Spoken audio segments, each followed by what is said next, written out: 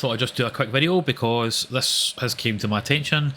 Obviously, I know the whole thing with EVRI and me, let's take that off the table now. This whole thing is just showing how we are actually just pawns to America at the moment. And, well, not just America, actually, to Europe as well. This, to me, is a big deal, but it's probably not going to be a big deal to everyone else. But basically, I got this email earlier that says that EVRI has now secured a major new partnership with the EVRI Group and Littlewoods. To me, that's a big deal because, obviously, at the moment, EVRI is just gaining ground in the market for parcels. So you've kind of got Royal Mail, Amazon, EVRI, and the rest are just struggling for tiny percentages. Now, EVRI has got this contract. Now, it doesn't say if it's exclusive or not, but it was kind of Yodel's only contract. And at the moment, Yodel's kind of caught up in red tape. What bothers me is the fact that I had no idea that EVRI and Littlewoods were in ridiculous amounts of debt. It looks like Carlyle has taken them over, which Carlyle's another... Yeah, I can't say that.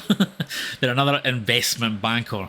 Now, investment bankers to me are just toxic because what usually happens with them is they'll come in, they'll just strip companies absolutely to the bone, like the Body Shop and all this. They'll just come in and just sell everything, like Lloyd's Pharmacy, another one that got torn to pieces, even though it had to go anyway. But they come in, they strip these companies to nothing, make as much profit as possible, pay next to no tax, and then jump out before any lawsuits and that arise. Obviously, you've got Apollo has bought into EVRI, who are stripping the company. And if they're taking this contract off Yodel, Yodel doesn't have many contracts left. I mean, they've got a big, huge issue with InPost at the moment, so, you know, I don't know what's happening there. But obviously, without their contracts, they're going to suffer.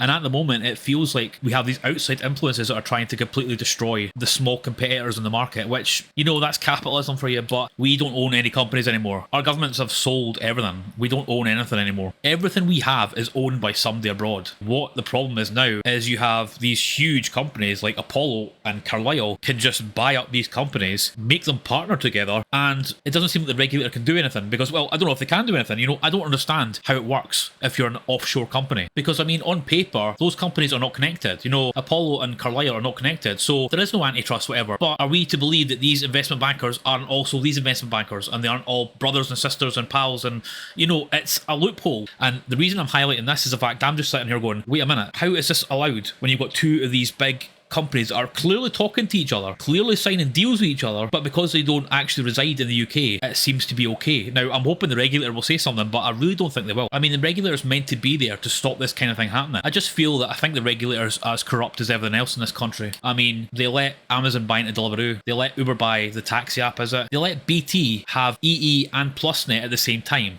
And that was fine. They let Sainsbury's buy Argus. But this is worrying because if a company can come in and just buy up a company and force it to do a deal with another company, both controlled from outside the UK, this will put companies out of business. If you put all these low competitors out of business, it is not going to benefit anyone. If anything, it is going to make things 10 times worse. Just my thoughts.